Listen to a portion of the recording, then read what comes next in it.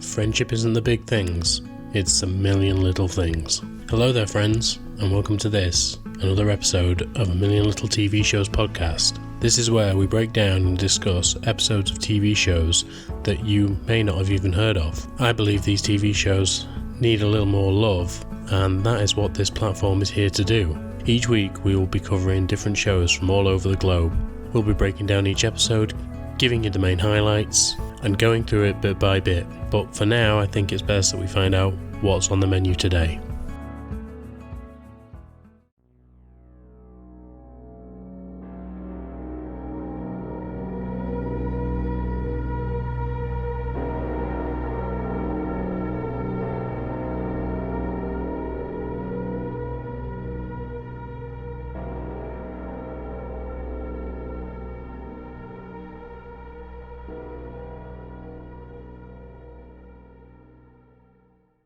Hello there, and welcome back to this, A Million Little TV Shows. This is now Season 6, Episode 4, and it seems very weird doing one of these episodes now, because I've been over there doing the mainstream podcast for the Patreon section, which is going well, but since I've just recorded 8 episodes of it, it seems strange to be going back to this introduction.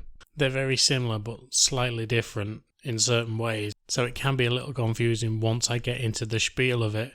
And I'm impressed that I actually managed to get that one out.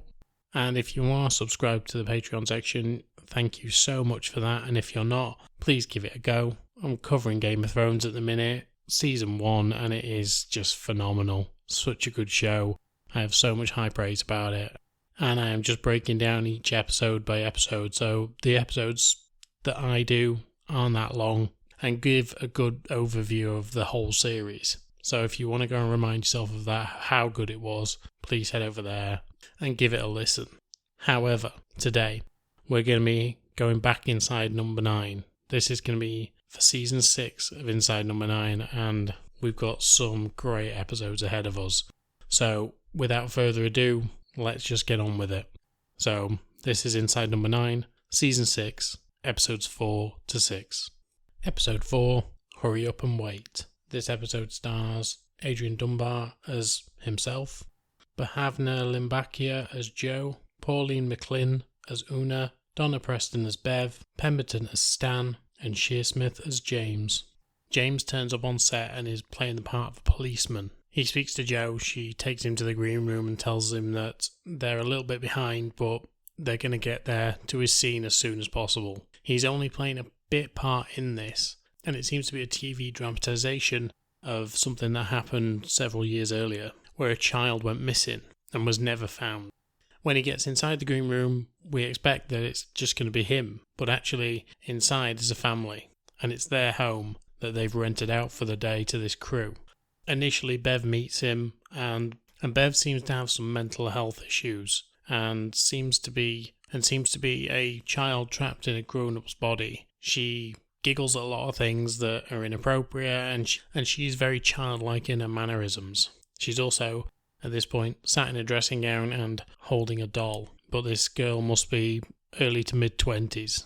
Next we meet Una, and with the fact that she's played by Pauline McLynn, we kind of expect, if anyone saw Father Ted years back, and if you haven't, you should go watch it. It's probably got its issues right now, but it is very funny. She played Mrs. Doyle in that show, and as soon as she offers James a cup of tea, it's almost like I was transported back 20 plus years. It was brilliant. While James is trying to read his script and go over his lines, not that there are that many, Una and Bev keep distracting him until they end up in a blazing row because Bev keeps opening her legs while she is sat opposite James.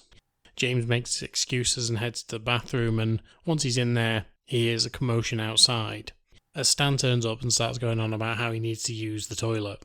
He starts banging on the door. James comes out, and as he does, he's met by an incredibly angry man. James goes and sits back in his seat, hoping that his scene is called soon. But when Joe comes back, she tells him that they're not going to be able to film for a while and that he's going to have to stick around.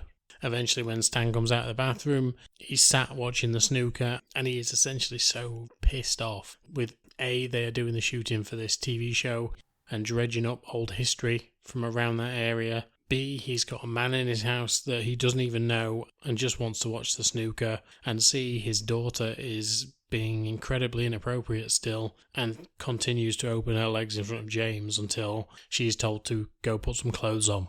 James tries to press the family on what actually happened with this disappearance of this child, just to try and get some more information on what happened.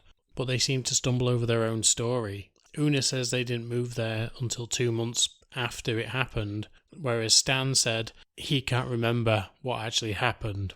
Una ends up being a little bit catty with James, once again saying that they can't believe that they're dredging all this up, and heads off into the back. Once Joe comes in with Adrian Dunbar, she asks Stan to vacate the area due to the fact that they've been paid for this, so they should be out of the way of the actors. And so he heads off into the back of the caravan. Adrian sits with James and starts to talk about what's been going on and how the scene's going to play out. As they start to rehearse the scene, Adrian prefers the lines that James is coming out with, and so suggests a rewrite, essentially stealing all of James's lines apart from James saying yes. So where James had 3 parts to his speech before, he now only has 1 word. Adrian speaks to the director and leaves the trailer, suggesting these new changes, when Una comes back to apologise for her behaviour and say that she just doesn't understand why this is all being dredged up again. While Una is chatting to James, Joe comes in and begins to give him the rundown. She then tells him that they're going to do a minute's silence because it would have been baby Ryan's birthday today. James starts to think about what Bev said to him earlier, that she was celebrating her birthday, and he begins to put 2 and 2 together. He heads to the bathroom and finds a picture in there of Stan and Una a lot younger without Bev. He then looks on the sink and sees that there is hair removal cream, which is something that Bev was using earlier, and so he starts to believe that Bev is Ryan. He tries to tell Joe, but Joe is having none of it, and when he goes into Bev's bedroom, he finds a shawl that apparently baby Ryan was wrapped in. He unfolds the corner of it, and there it says Ryan. Just then, he's confronted by the family, and he tells them his theory that they stole baby Ryan because they couldn't have kids of their own. Eventually, Joe walks in, sees the shawl, and says, "We've been looking for that on set." Takes it, and James follows her. Once James gets to the door, he tries to prove Bev is Ryan, and opens her dressing gown, only to reveal that she is actually a woman. And he ends up getting punched in the face by Stan.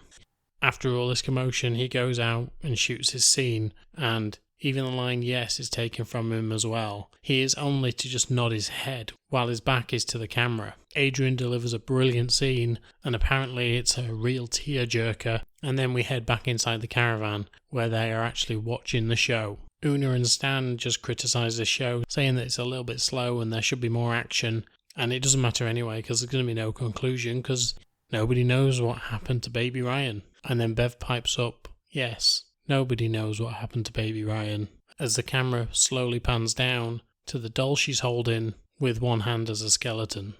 This episode's so good for a multitude of reasons, but I think my outstanding performance has to be Steve Pemberton.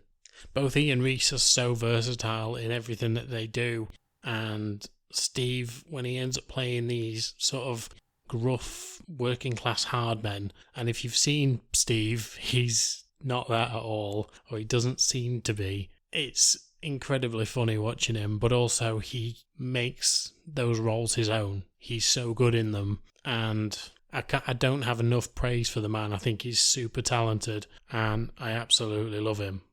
However, with the twist at the end, you sort of knew that it was coming.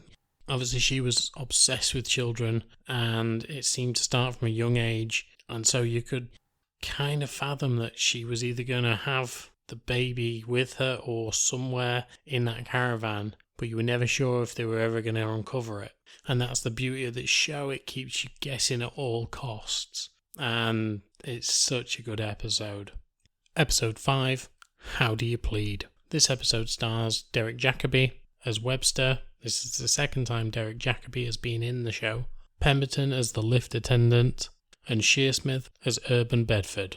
Urban Bedford is called to the side of Mr. Webster, a man that he has been treating for the last 5 years for an undisclosed illness, but he is hooked up to all sorts of machines and looks like he is in a dreadful state. The day that he goes in, it is his birthday, and all Webster wants is Urban by his side. It would seem that Mr. Webster was actually a barrister and became quite a famous barrister after having what seemed to be a really dire career. But then, after one case, his life changed forever and he became one of the most famous barristers. After 45 years of no losses in his cases, he retired and then came down with this dreadful illness. However, it seems like he is regretting one of his cases, and he tells as much to Bedford. When Mr. Webster asks why Bedford does the job that he does, he's a nurse, Bedford tells him that he remembers way back in school when one day a boy he knew started choking to death on an orange. This boy was the school bully, and as much as Bedford tried to help, he couldn't, and the boy died in front of him. And then in the afternoon, they just went on to make apple pie. And he says that he has been haunted by the memory of it ever since. And that's why he got into the job that he got into, because he just wanted to help people. He saw how helpless he was back then, and now he can do some good. Webster tells him of the case where he actually made his career. And as Bedford gains access to his files, Webster starts to freak out. He feels like he has made a mistake in letting Bedford go through these files. And so he starts to get a little bit antsy. And so to calm him down, Bedford gives him some drugs and he goes to sleep. At that point, Bedford starts going through all his files. He looks through all the cases that he won and lost, and he sees the case that broke his losing streak and started the 45-year winning one. He finds that case and begins to rifle through it. He finds a box in there which he can't open. And then, as he is rifling through and sat on the bed of Mr. Webster, he falls asleep. He begins to hear noises from the other room and he walks through, and when he gets there, he sees the boy that he knew from years earlier, Carl. And once again, Carl is choking on the orange that is in his throat. And he stumbles towards Bedford, falls on top of him before Bedford wakes up. Once he wakes up, Webster takes out a key and unlocks the secret box that he couldn't find earlier. As the clock begins to strike midnight, Webster tells Bedford that he's coming, and so he starts to describe what was going on with the items in the box. He tells him that essentially he sold his soul to the devil and that his time is up. Obviously, Bedford doesn't believe him, and then the lights go out. Bedford goes to action stations and tries to turn them back on, and as he does, the lift Bedford was in earlier arrives again at their room. This is a private suite for Mr. Webster, and the lift accesses it directly. And so Bedford starts to speak to the lift operator, but as he does, he realises that this man is actually the devil. Just as the devil tries to take Mr. Webster, Webster realises something, that he can put a soul in his place. It's essentially substitution, like he would do in a courtroom, if that would be effective, to get his client out of jail. And so he suggests it this time, that instead of himself, how about a really good soul, a really good person, someone that has been selfless throughout his life. And he offers up Urban Bedford.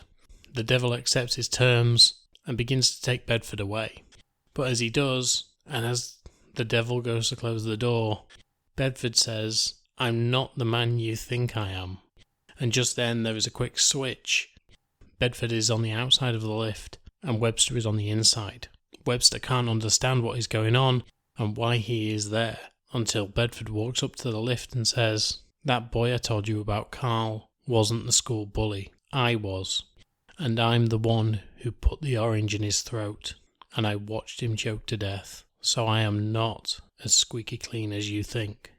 Webster cries out and tries to appeal to the devil's better nature, and the lift falls to earth. Oddly enough, I watched a film the other day called Devil's Advocate, and if you haven't seen that, it's really good as well. And it's about Al Pacino and Keanu Reeves. Keanu Reeves is someone who has had a very lucky streak when it comes to cases. He's a lawyer, and nobody can really understand why, but he always manages to get off his client. And then he moves to New York and meets Al Pacino. And if you haven't seen it, I won't spoil it, but it's very close to this. So it just reminded me of it as I was going through, that there was someone who has sort of sold his soul. That's not the plot of that film, but has sold his soul to be better at their job or get money or get fame or whatever it is.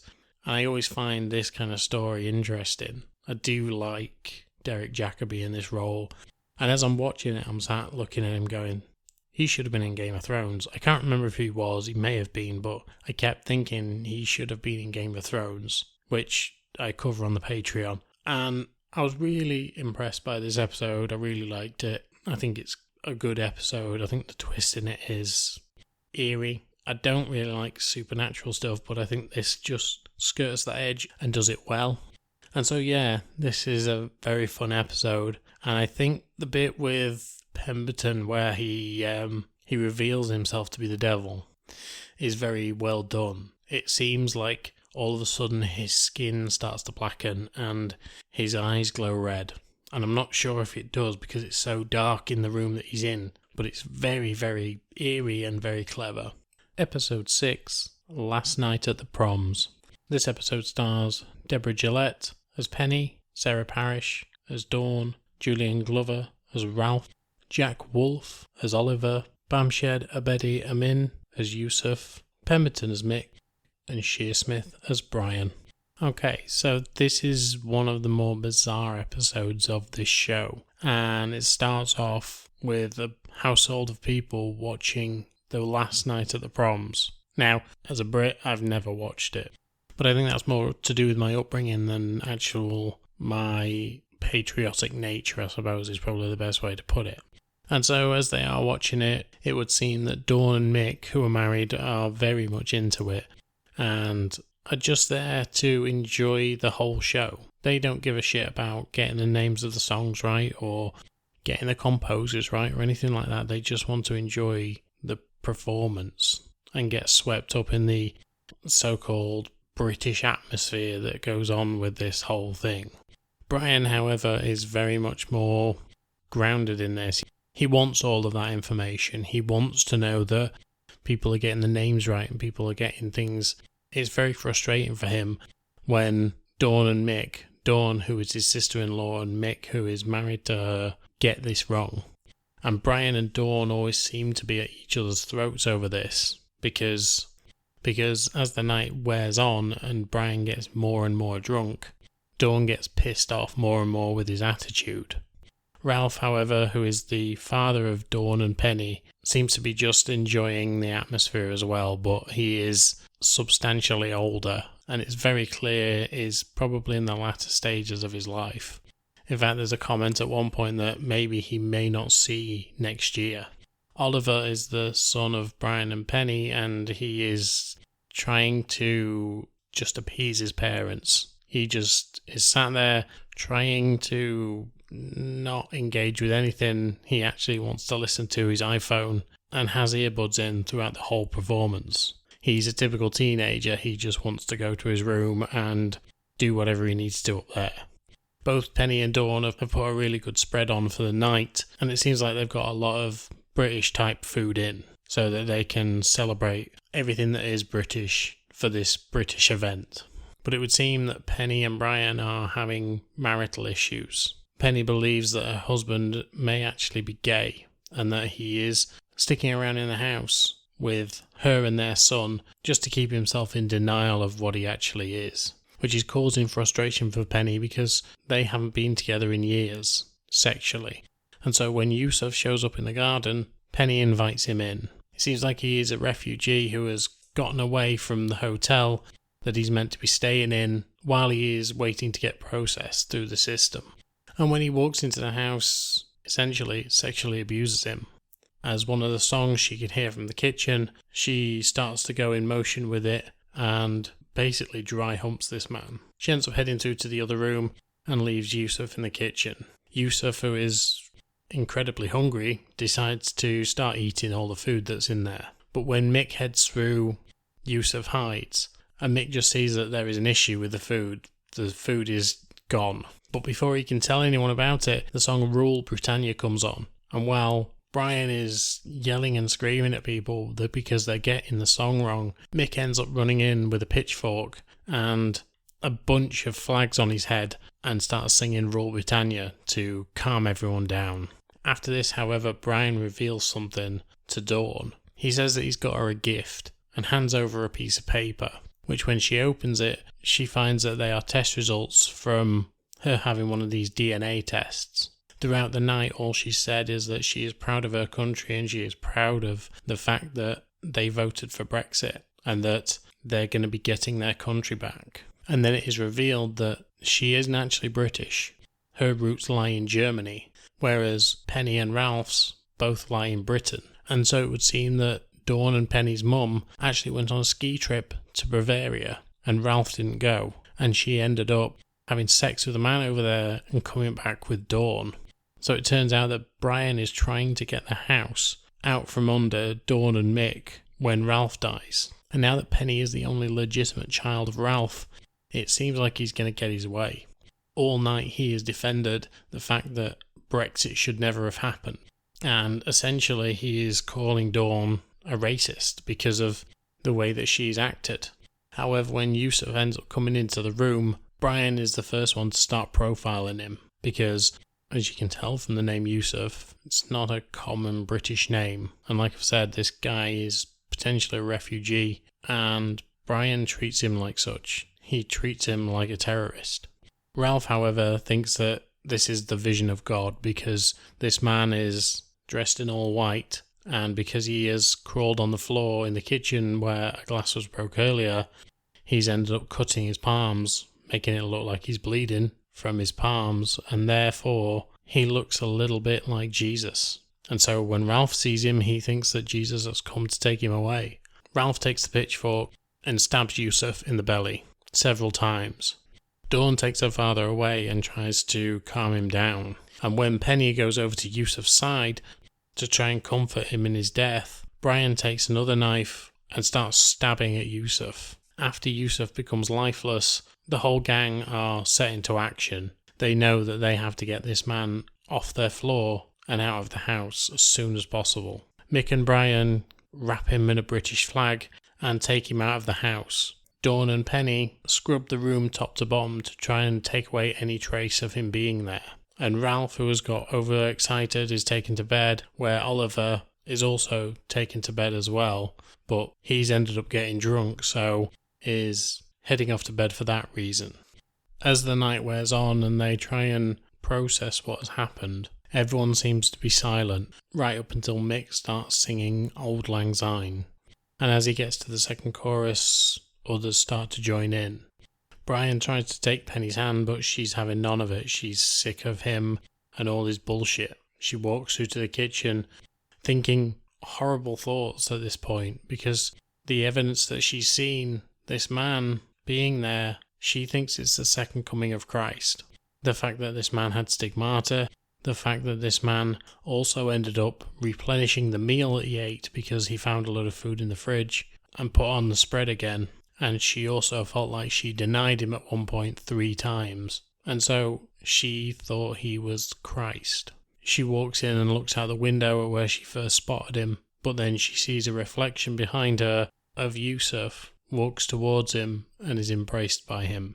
Now, you guys know what I think of religion. I think it's pretty odd. I get it. I get that people have faith, but I don't like it when it's the be-all and end-all and when people constantly quote the Bible but misquote the Bible because they've just heard a few phrases that they know. When contrary, you could pick out a bunch of other stuff, and there are plenty of videos of this online, people picking out certain things and speaking to certain Christian people and saying, would you allow this? And then revealing that that is in the Bible. It's a weird situation, it really is.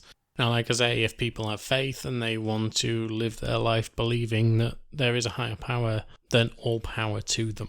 But even going into this episode, I actually thought, I don't understand why this episode gets so much flack. But then, as it went through, I kind of saw why. And I think I do that every time, because I kind of like this episode, but I also kind of don't like this episode. It reminds us, as British people, that we really fucked up when it came to a certain vote. And I know that certain people won't agree with that and certain people will. But again, you have your own beliefs in that area. But I just think that this episode is divisive, is probably the best way to put it. And again, like I say, when I see things like this being one of the lower rated episodes, I always think, oh, well, I don't get it. And then I watch it in as much detail as I have today, and I kind of go, yeah, I get it. I get why it is so divisive. Talking about Brexit and talking about religion and talking about murder, and it's a difficult one, this one. I don't want to end on this particular episode, but I'm going to have to, and I'm going to have to wrap it up with some positive points because it's been quite depressing so far watching this episode. But this show always does one thing. It always makes you think. It's very entertaining. It is incredibly well written, well acted at all times. Once again, Pemberton is always a standout for me. And like I say, Shearsmith is as well. In these last 3 episodes, we've seen Pemberton playing a very working class man who is rough around the edges, and after a hard day's work just wants to come home and sit down and have some dinner and this, that and the other. Whereas in the next episode we saw him as the devil, and he was very well dressed and very well spoken and menacing at the same time. And then in the 3rd episode we see him as a sort of upper to middle class man and he's giving it all the pomp and circumstance that you see from someone in that sort of class type. I think he's fantastic at doing all of these things. But I think that's going to be it from me today. I've spoken quite a lot today. I've recorded on the Patreon as well, so I've got a fair bit of editing to do. But as for today, I thank you for coming on here and subscribing. I hope to see you over on the Patreon. But if I don't, I hope you are enjoying this. I hope you're well, and I shall speak to you soon. Bye.